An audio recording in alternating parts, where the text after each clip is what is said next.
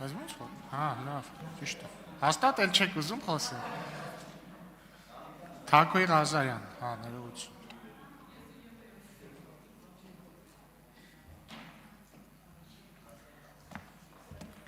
Շնորհակալություն,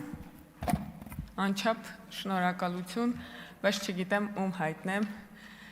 Դաշնակցության քաղաքական հոգեհանգիստը այսքան հանդիսավոր կազմակերպելու համար, որովհետև հիրավի այդպիսի մեծ եւ երկար պատմություն ունեցող մարմինը արժանի է այսպիսի հանդիսավոր հոգեհանգստի։ Սիրելի ընկերներ, հնարավոր է, որ դուք հիմա ժամանակ առ ժամանակ այսուհետ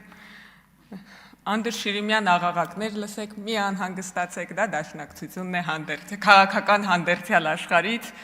ուզում վերադառնալ քաղաքական ակտուալ կյանք եւ ոչ մի կերպ չի հաջողում։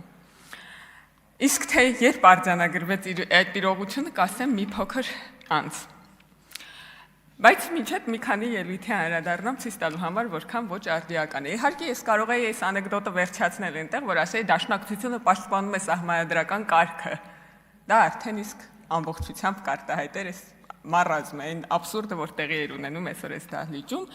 բայց կվերադառնամ մի քանի արձանագրումների։ Տիկին Լիլիթ Գալստյանը մեղադրելով պարոն Հակոբյանին քաղաքական խոսքի մեջ, ասես, եթե չեք ընդունում, որ այն նախադասությունը, որ մենք ներկայացրել ենք քաղաքական է, ապա ինչպես կմեկնաբանեք, մոտավորապես են վերարտադրում, որ դուք, ասում է, եկեղեցու մասին գնահատական եք հնչեցրել։ Եվ ավելացում է, սա ակնհայտ քաղաքական խոսույթ է։ Պարոն Աղաջանյան, ձեր հարցի պատասխանն է։ Եկեղեցու մասին պատկերացնում եք մարդը եկեղեցու դավանաբանական կրոնի հավատի մասին միտք հնչեցնի եւ ինչ որ մեկի գլխում առաջանա, որ սա քաղաքական գնահատական էր, որ դեպքում դա կարա լինի։ Իհարկե այն դեպքում, երբ եկեղեցու քաղաքականացված թևը ամբողջ եկեղեցուն մխրճել է քաղաքականության մեջ։ Պարոն Գեղամ Մանուկյանը հասավ այնտեղ, որ խոսքի ազատությունն ու գաղափարների բազմազանությունը հանգեցրեց 004 շրջափերականին։ Ասում եմ, դա մեր գաղափարների բազմազանության կոնտեքստում ենք մենք տենց մտքեր ասում, նես չի, որ դա մեր Հայաստանի ինքնիշխանությունը այդպես զոհելը մեր ընդհանուր գաղափարական կիսն է, ուղղակի մենք այդպես բազմազան ենք, դրա համար է տենց ստացվել։ Ինչ տեղի ունեցավ հետո։ Հետո եկավ պարոն Մինասյանը։ Կհիշեք, մեզ Դաշնակցությունը ասում էր, որ չի կարելի դատել հոգևորականներին, չի կարելի դատել մտավորականներին, չի կարելի դատել հայ կնոջը, չի կարելի դատել մի խոսքով։ Ինչ-որ մարդկանց խմբերի չի կարելի դատել։ Գիտեք, այսօր ուր հասավ պարոն Մինասյանը իր խոսքում։ Ասեց, Հայաստանի բանտերում հայեր են նստած։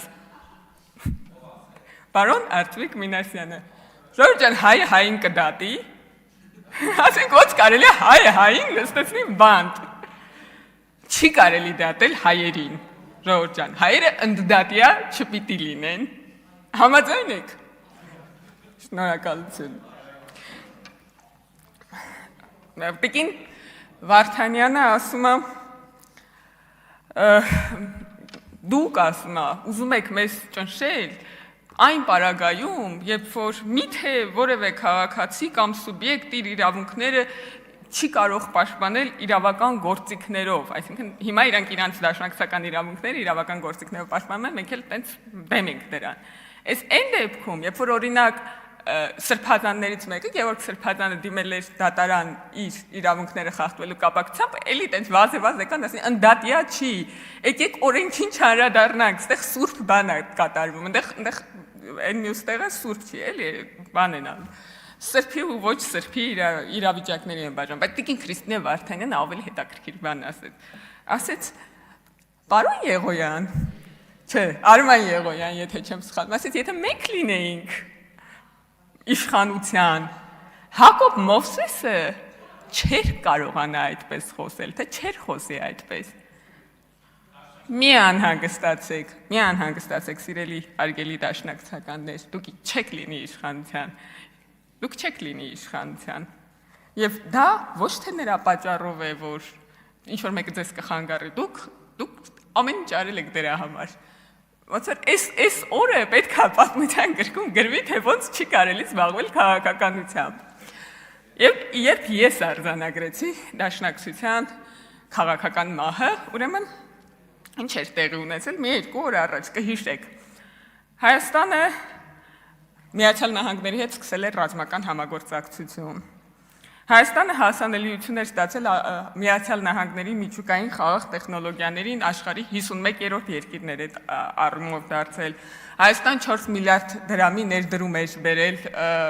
ունենալու արհեստական բանականության ոլորտում։ Հայաստանին թույլատրվել էր գնել միկրոչիպեր Միացյալ Նահանգներից, որ եզակի երկրների այդ տեխնոլոգիաները հասանելի։ Այդ հաջորդ օրը հայտարարությունների ժամին Գառնիկ Դանիելյանը եկավ մոտեցավ այս ամբիոնին եւ խոսեց Երևանի ասֆալտի ճաքերից։ Երևանի ասֆալտի ճաքերից։ Ժողովուրդ ջան, Երևանի ասֆալտի ճաքերը, ինչպես նաեւ բազում այլ ճաքեր, որ տեղի են ունենում առօրյա կյանքում, շատերին է հետաքրքրում, մեզ էլ է հետաքրքրում։ Մենք կարանք գնանք ասֆալտի ճաքերով զբաղվենք, բայց հասկանում եք Գառնիկ Դանիելյանը, գիտեք որտեղից է հասել նահանջելով։ Ոսկեպարից Արցախով հասել է Երևանի ասֆալտի ճաքերին։ Իզուր չի, որ ինքը խրամատի հետ համեմատեցինք, խրամատավորված հետ է եկել հասել է Երևանի ասֆալտի ճաքերին։ Ոնց կարելի է առանց արձանագրելու, թե ինչ պայմաններում ենք գտնում։ Դուք պատկերացրեք, ես 44-օրյա պատերազմի ժամանակ կամ ջերմուկյան մարտերի ժամանակ վեր կենայի սկսեի խոսել Երևանի ասֆալտի ճաքերից։ Գառնիկ Դանիելյանը իր մտքում դեռ խաղաղություն չի հաստատել, ասում է, նկատի ունեմ Գառնիկ Դանիելյանը ասելով ամբողջ այդ դաշնակցական մտածողություն ունեցող մարդկանց։ Այդ մարդիկ ասում են, որ հեսա Հայաստան կործանվում է, պետքա փրկենք, փրկիչ են ման գալիս, այս կողմում, այն կողմում, այս երկրում, այն երկրում, փրկիչների են ման գալիս, որտեղ կործանվում ենք, վերջ, վաղը մյուս օրը չենք լինելու, խաղաղություն չկա, բայց եկեք խոսենք Երևանի ասֆալտի ճաքերից։ Ինչի՞։ Որովհետև մարդկանց իրոք հետաքրքրում է Երևանի ասֆալտի ճաքերը, բայց Երևանի ասֆալտի ճաքերից կարող խոսեմ ես, ձեզանից յուրաքանչյուրը, մենք կարանք խոսենք դրանից, որովհետև մենք արձանագրել ենք, որ խաղաղությունը եկել է, խաղաղություն է հաստատված Հայաստանում եւ կան այո բազմաթիվ ճաքեր առօրյական կյանքում, որոնց մասին կարելի է մտածել եւ հոգ տանել։ Այն երրորդ հանրապետության կոնֆլիկտի տրամաբանության միջից գալ եւ Երևանի ասֆալտի ճաքերից խոսալը զավեշտալ վիճակում է դնում պարոն Դանիելյանին եւ իհարկե մնացած ճաքերից խոսացող մարդկանց։ Իհարկե Երևանի ասֆալտի ճաքերը շատ կարեւոր են եւ մենք այդ ճաքերը կնորոգենք, ջանք չենք խնայի դա հնարավորինս արագ անել, բայց Դաշնակցության քաղաքական գաղափարախոսության ճաքերը ինձ թվում է այլևս ոչ ոք չի կարող նորոգել։ Շնորհակալություն։ Հարգելի գործընկերներ,